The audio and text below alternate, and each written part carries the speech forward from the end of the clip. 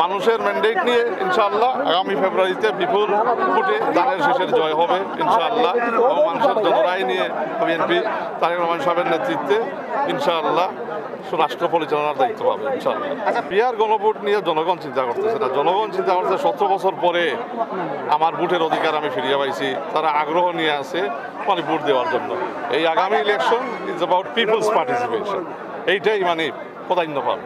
সংখ্যা তার কিছু কাজ করবে, যেমন আমরা দেখি কিছু দলের ইন্টারফিয়ারেন্স, মানে কিছু উপদেষ্টাদের বিহেভিয়ার, তো এগুলা মানুষকে আশ্বস্ত করে না। সো উই নিড, এটা আমাদের দলের প্রতিনিধি দল তো কিছুদিন আগে ডক্টর ইউনূস সাহেবের সাথে মাননীয় প্রধান উপদেষ্টার সাথে দেখা করছেন এবং বলছেন যে কী কী করণীয় এবং একটা লেভেল প্লেয়িং এনভায়রনমেন্ট তৈরি করার জন্য কী কী প্রয়োজন, এটা পরিষ্কারভাবে বলে আসছে।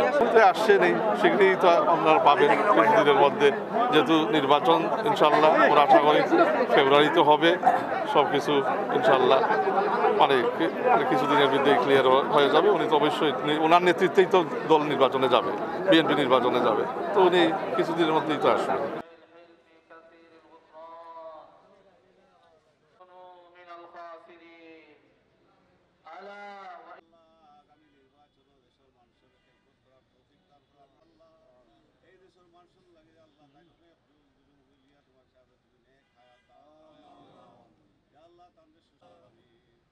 আল্লাহ